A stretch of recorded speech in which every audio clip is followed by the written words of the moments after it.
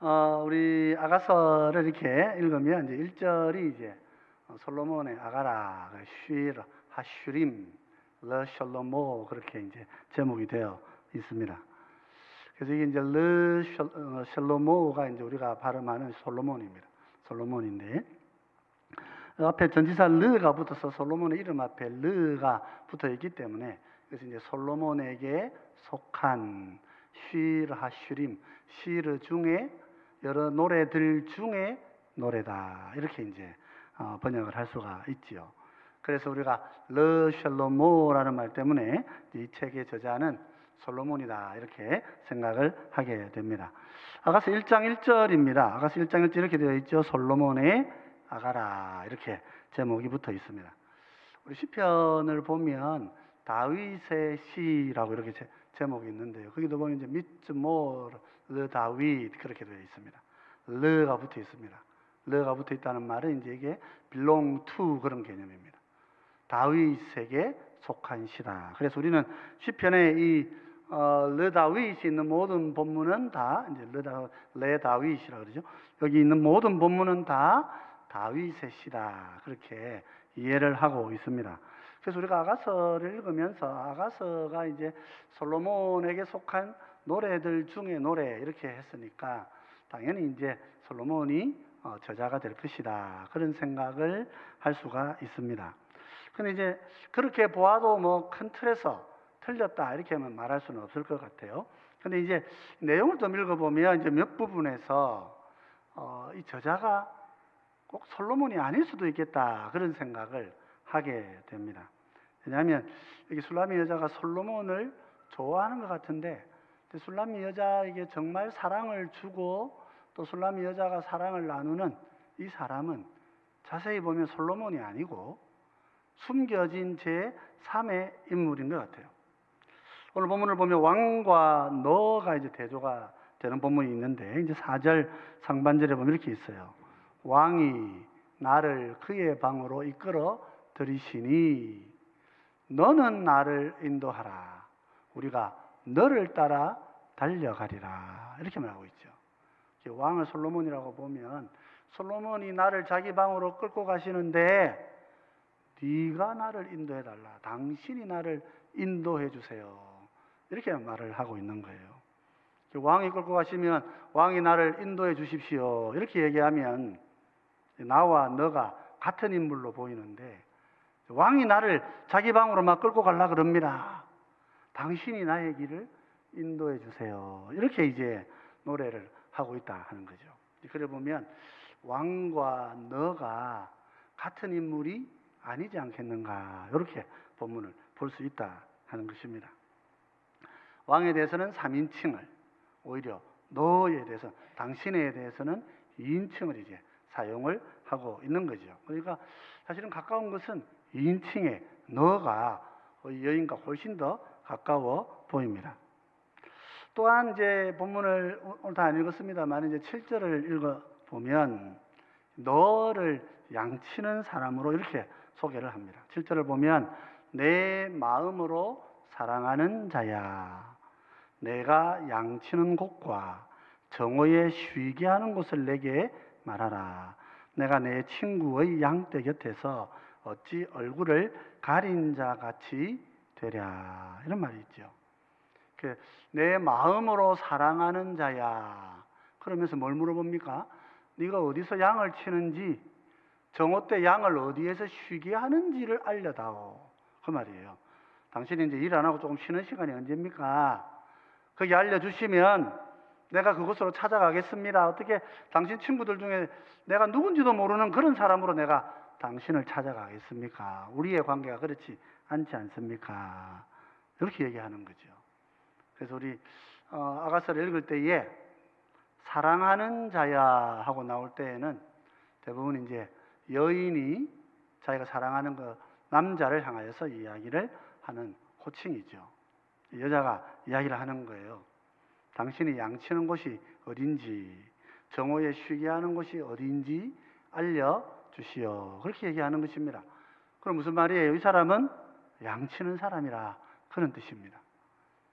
그러니까 양치는 사람에게 어디서 양을 치는지, 정오에는 어디에서 잠깐 쉬는지 그 짧은 시간이라도 나에게 알려주세요. 이렇게 물어본 거예요. 그렇기 때문에 여인은 지금 양치는 사람을 사랑하고 있습니다. 근데 솔로몬은 평생에 걸쳐서 목자로 살아본 적이 없습니다. 그렇죠. 솔로몬의 아버지 다윗은요, 다윗 왕은 양치기 소년이었습니다. 근데 솔로몬은요, 날 때부터 왕자로 태어난 사람입니다. 물론 이제 비유적인 표현이라고 이렇게 볼 수도 있겠습니다만은, 또 다른 관점에서 본다면 솔로몬 아버지 다윗과 전혀 다르게 목자로 살아본 적이 없는 그런 인물인데, 태어날 때부터 왕자로 태어났죠. 왕자로 태어났습니다. 한 번도 양치기를 해보지 않았습니다. 이스라엘에서 양치는 직업은 그렇게 고급 직업이 아닙니다. 양이 많이 있고 양치는 소년은 뭐 그거 하려고 특별한 기술을 배우는 것이 아닙니다. 물론 그것도 전문직이라서 뭐 우리가 양을 쉽게 막 끌고 가는 거 쉽지 않겠습니다만은, 그러나 이 천직이죠, 천직. 그래서 아가서에서 술람미 여인이 사랑하는 사람이 목자다 이렇게 좀 생각해 본다면, 이 사람은 양치는 목자라면 솔로몬 왕이 되기는 어렵지 않겠느냐, 이제 그렇게 좀 볼 수가 있다 하는 거죠. 그래서 여자는 솔로몬 왕이 아닌 목자를 사랑하고 있는 사람입니다. 그러면 르 솔로모 문제가 남죠. 르 다윗을 다윗의 시라고 이렇게 우리가 부르고 있는데, 르 솔로모를 어떻게 이해해야 되느냐. 그런데 이제 솔로몬의 아가라고 할 때에는 같은 표현을 사용하고 있지만은 솔로몬에게 바쳐진 아가다 이렇게 말할 수 있다는 것입니다. 혹은 솔로몬을 위한 아가이고, 솔로몬이 소유하고 있는, 솔로몬이 가지고 있는 노래들 중에 노래가 아가다 그렇게 말할 수 있습니다. 그러니까 솔로몬과 관련된 건 분명하지만 솔로몬이 쓴 것이 아니고 누군가 서서 솔로몬에게 그의 마음을 하나님께로 돌아오게 하려고 누가 그렇게 서준 시가 될 수도 있다 하는 것입니다. 그래서 지금까지 우리가 솔로몬의 아가를 솔로몬이 쓴 것이다 이렇게 써왔던 것은 이제 르 솔로모를 그렇게 해석했기 때문에 이제 그런 것입니다만, 최근에 연구자들은 그것보다는 오히려 솔로몬이 가지고 있는 시인데, 누군가 솔로몬을 향하여 하나님을 향해 바른 마음을 가지도록 그렇게 이 시를 지어서 드린, 왕에게 바친 헌정된 그런 시일 수도 있다. 우리는 그런 관점에서 이번 학기 아가서를 좀 살펴보려고 합니다. 그래서 아가서는 솔로몬에게 바쳐진 6편의 드라마와 같은 이야기들을 함께 모아놓은 시다 이렇게 좀 생각을 하고 같이 한번 말씀을 묵상하려고 합니다. 그렇다면 누군가 솔로몬을 위하여서 이 시를, 이 이야기를 이렇게 만들어서 솔로몬에게 주었을 것입니다. 아가서의 저자가 누구인지 정확하게 그래서 알 수 없는 것이지 않느냐. 솔로몬이라고 규정 짓지 말고 좀 넓게 보자 하는 것입니다. 우리가 잘 아는 중국 내지 선교회의 대표였던 허드슨 테일러, 우리 캠브리지 7인을 낳게 했던 위대한 선교사입니다. 허드슨 테일러는 많은 책을 쓰지는 않았는데 이 아가서를 주석을 했습니다. 그래서 허드슨 테일러는 아가서를 총 6편의 글로 나누어서 그렇게 분석을 해서 알려주고 있어요. 1막, 두 마음을 품은 여자, 여인의 이야기. 2막, 여인을 부르는 목자의 이야기이다. 3막은 목자를 찾아 나서는 여인입니다. 그리고 진정한 회개로 목자를 찾아오는 여인이 4막에서 이어지고, 5막에서 목자와 함께 목자의 추수에 참여하는 여인의 모습을 그리고 있고, 이제 마지막으로 다른 사람의 영혼에 대하여서 관심을 갖기 시작한, 그 일을 위하여 헌신하는 여인의 모습이 나타나고 있다. 그렇게 분석을 하고 있습니다. 허슨 테일러 자신이 4대에 걸쳐서 지금 중국에서 선교를 하고 있는 그런 선교사 가정입니다. 그래서 그는 여인을 자신의 삶에 빗댄 것입니다. 하나님께서 자기를 찾아오셔서 게으르고 잠만 자죠. 이 얘기는 여러분 아가서를 읽다가 여자가 잠자더라 하는 데서 끊으면 그게 문단 구분이 되는 거예요. 여자는 계속 잠을 잡니다. 품에 안겨서도 자고 침대에서도 자고 계속 잠을 자는 것으로 이야기가 끝이 납니다. 그런데 이 여자가 깨어가지고 왕과 함께 목자와 함께 기쁨으로 목자의 일에 참여하는 것으로 그렇게 이야기가 마감이 되는 거예요. 그래서 허슨 테일러는 자기의 인생을 여자의 인생이다 그렇게 비유를 한 것입니다. 하나님께서 게으르고 잠만 자는 내게 찾아오셔가지고 나를 사랑하시고 나를 불러주시고 나한테 말씀하시고 그 사랑을 공급해 주셔가지고 그 잠을 뚫고 일어나서 하나님의 최고의 관심인 영혼을 추수하는 일에 달려가게 하신다. 그것이 이제 이 아가서의 주제입니다. 그래 보면 우리가 예수님께서 수가성 여자를 만나가지고 그때 수가성 여자 복음을 전하시고 하시고 나서 제자들에게 뭡니까? 추수할 때가 되었은데 추수할 일꾼이 부족하니 주인에게 추수할 일꾼을 구하라 그렇게 말씀하시는 거예요. 예수님께서 추수할 일꾼을 주인에게 달라고 구하라고 하시는 그 말씀은 아가서를 생각나게 하는 말씀이라 그렇게 볼 수가 있는 거죠. 물론 모든 사람이 다 이렇게 다 분석한 건 아닙니다. 우리 허슨 테일러보다 좀 더 앞에 계셨던 도로시라는 분은 이제 여기 3막과 5막을 조금 더 이제 확장을 해서 7군데로 나누었습니다. 두 번째 칸 보여주시겠어요? 이렇게 좀 나눴어요. 그래서 A와 A-, B와 B-, C와 C- 가운데에 핵심 부분을 두었어요. 그래서 연인이 서로 결혼하고 연합하고 하나가 되는 이야기이다. 이건 하나님과 자기 백성이 연합하여 하나 되는 이야기가 이 아가서의 본질이다. 그렇게 이제 설명을 하고 있습니다. 그래서 우리는 이제 도로시의 입장보다는 앞에 허슨 테일러가 이렇게 쭉 나누었던 그 6 주제를 따라서 다음 시간부터 6 막의 이야기를 차근차근 시작을 살펴보고 은혜를 나누고자 합니다. 다음 주 제목은 두 마음을 품은 여인, 그런 제목으로 우리 2절부터 2장 7절까지의 말씀을 살펴볼 계획입니다. 오늘 이 시간에는 우리가 이 아가서의 좀 중심 주제들을 좀 살펴봐야 될 것 같습니다. 아가서 주제가 좀 정리가 다 될 필요가 있겠지요.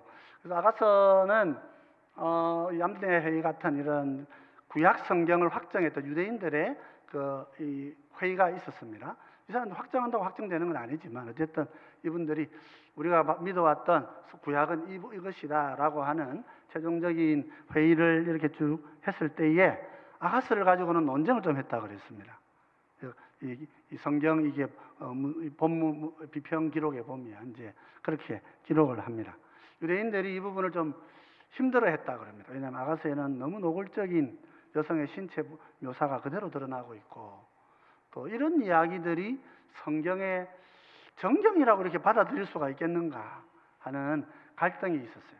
그래서 사실 우리는 이제 히브리어를 잘 모르기 때문에 히브리어를 아는 사람도 아가서는 너무 어렵습니다. 왜냐하면 단어가 다른 데서 사용되지 않는 단어들을 다 들고 와서 사용을 하고 있기 때문에요. 우리가 거의 이 아가서를 원어로 읽기가 굉장히 어렵습니다. 아가서를 얼마 전에 한 1, 2년 전에 우리 새벽기도 묵상을 좀 했었는데요. 저도 이제 매일 아침에 이제 히브리어를 펴보고 본문을 쭉 보고 읽어가는데 이건 너무 어려웠어요. 단어가 너무 많아가지고 조그마한 한 절을 읽는데도 막 너무 많은 비유적인 단어들이 나와가지고 뭐 사전 찾느라고 뭐 시간 다 보내고 그렇게 했었는데 그래서 아가서의 내용을 우리가 잘 알지 못합니다만은, 그런 이제 그 단어들을 열어보면 여성의 어떤 성적인 기관들을 묘사하는 그런 부분들도 많고, 너무 노골적인 남녀의 성의 문제를 다루고 있어가지고, 그래서 이제 이 성경이 정말 성경이 될 수 있는가 하는 문제를 가지고 좀 토론을 했다, 그렇게 이야기합니다. 그러나 최종 결론은 이것이 하나님께서 자기 백성을 사랑하신 그 이야기를 부부의 관계 안에서 설명한 것일 거다, 그렇게 해서 받아들이게 되었다는 그런 이야기들이 있지요. 그래서 이것을 두고 이제 아예 그냥 노골적으로 어떤 분은 이것은 부부 생활의 가이드를 위해서 하나님께 특별히 주신 그런 책이다, 이렇게 이제 생각을 하고 주석을 하는 분들도 있습니다. 이제 상담학자들이나 이런 분들이, 사실 신학자들은 아니고 이제 상담학자들은 이제 이런 부분들을 보면서 그렇게 주석을 하기도 합니다. 그러나 이제 우리가 아가서를 좀 보려고 하는 주제는 그런 것이 아닙니다. 앞에서 우리가 보았던 대로 솔로몬 왕으로 대표되어지는 인간 왕과 목자로 설명되어지는 우리 주 예수 그리스도 사이에서 우리는 어떤 삶을 사는 사람인가 하는 것을 보여주고 있다 할 것입니다. 여러분, 사실 우리가 구약 성경을 읽어보면 이스라엘의 왕이 세워지는 과정이 있습니다. 율법서에도 왕이 세워지면 이렇게 하라고 이렇게 기록이 있습니다만은, 실제로 왕이 세워지는 과정을 보면 선지자 사무엘에게 사람들이 찾아와서 우리도 이방처럼 왕을 주십시오, 그렇게 얘기합니다. 그럴 때에 사무엘이 백성들을 설득합니다. 사람 왕을 세우면 얼마나 문제 있는 일이란지 아느냐. 그래서 조금 긴데 제가 쭉 한번 읽어볼게요. 사무엘상 8장 11절로 18절에 내렸습니다. 이게 이제 사무엘이 백성들을 설득하는 거예요. 이르되 너희를 다스릴 왕의 제도는 이러하니라. 그가 너희 아들들을 데려다가 그의 병거와 말을 억하게 하리니 그들이 그 병거 앞에서 달릴 것이며, 그가 또 너희 아들들을 천부장과 50부장을 삼을 것이며, 자기 밭을 갈게 하고 자기 추수를 하게 할 것이며, 자기 무기와 병거의 장비도 만들게 할 것이며, 그가 또 너희의 딸들을 데려다가 향료 만드는 자와 요리하는 자와 떡 굽는 자로 삼을 것이며, 그가 또 너희의 밭과 포도원과 감람원에서 제일 좋은 것을 가져다가 자기의 신하들에게 줄 것이며, 그가 또 너희의 곡식과 포도원 소산의 11조를 거두어 자기의 관리와 신하에게 줄 것이며, 그가 또 너희의 노비와 가장 아름다운 소년과 나귀들을 끌어다가 자기 일을 시킬 것이며, 너희의 양떼의 10분의 1을 거두어 가리니 너희가 그의 종이 될 것이라. 그날에 너희는 너희가 택한 왕으로 말미암아 부르짖되 그날에 여호와께서 너희에게 응답하지 아니하시리라 하니, 이렇게 말했습니다. 왕이 오면 아들 데려가 가지고는 자기 군대 삼고 집에 왕실에 이제 궁궐에 이런 일꾼으로 삼을 것이다. 딸도 데려가 가지고 여종으로 삼고 그렇게 할 것이다. 너희 재산도 뺏어갈 것이고 세금으로 뺏어갈 것이고, 그죠? 그렇게 하면서 너희 집에 있던 거 10분의 1 다 가져가게 되고, 그리고 만약 너희가 왕을 구하여 가지고 이 왕에 대해서 불평하는 기도를 하면 내가 듣지 않을 것이다. 하나님 그렇게 경고하셨어요. 너희가 왕을 세워놓으면 당장은 좋아 보이지만은 그 왕으로 인하여서 너희가 왕의 종으로 신분이 전락해버리고 말 것이다. 자유인이 종이 된다. 그렇게 이야기를 한 것입니다. 그런데 사람들은 사무엘의 말을 안 들었어요. 우리에게 왕을 주소서. 그래서 여호와를 거부하고 사울을 왕으로 세우게 됩니다. 물론 하나님께서 그 과정에 개입하셔서 왕을 세워주십니다마는 사무엘에게 하나님 이렇게 말씀하셨어요. 사무엘상 8장 7절에 여호와께서 사무엘에게 이르시되 백성이 내게 한 말을 다 들으라. 이는 그들이 너를 버림이 아니요 나를 버려 자기들의 왕이 되지 못하게 함이니라. 여러분, 그렇습니다. 우리의 삶은 어떤가요, 여러분? 내 삶은 내 인생의 왕으로 와 계신 하나님을 인정하고 하나님이 내 인생의 주인인 줄 알고 그 하나님을 예배하고 그분의 말씀을 듣고 그분의 말씀을 기억하고 그분의 말씀을 외우고 익혀서 그 말씀대로 살기를 원합니까? 아니면 세상의 돈과 같이 권력과 같이 권세와 같이 세상의 힘을 내 왕으로 모시고 그렇게 내 삶을 경영해 가려고 생각하고 있는 것입니까? 여러분 어때요? 내 인생의 주인이 하나님이시기를 원합니까? 내 인생의 왕이 하나님이 나에게 주신 예수 메시아로 오시고 왕으로 오신 그분을 내 머리 위에 모시고 그분의 말씀을 내 앞에 두고 이 말씀을 따라 내가 하늘의 백성으로 믿음 안에서 살아가기를 작정하고 삽니까? 아니면 세상의 돈과 권세와 성공과 지식과 욕망을 성취해 줄 수 있는 그 세상을 따라서 살아가려고 하느냐 말이죠. 양산에서 개척하시는 목사님 간증인데요. 목사님께서 개척교회 시절에 재정이 부족하셨대요. 그래서 이제 이곳저곳에 재정 지원을 요청했다고 합니다. 그런데 이제 그중에 어떤 교회 여전도회에서 이제 매월 3만 5천 원씩 후원하겠습니다. 연락이 온 거예요. 그때 연도가 어느 정도인지 잘 모르겠는데 어쨌든 3만 5천 원 정도 후원하신다 그래 가지고 그래서 목사님이 어느 날 이제 직접 찾아가서 이제 받으러 가신 거예요. 오십시오, 목사님 오시면 드리겠습니다. 그래서 찾아갔더니 회장이 목사님을 만나가지고 인사를 하시고는 목사님 잠깐만 좀 기다려 주세요. 그래서 이제 기다리면 되겠다 싶어 잠깐 기다렸답니다. 6시간을 기다렸답니다.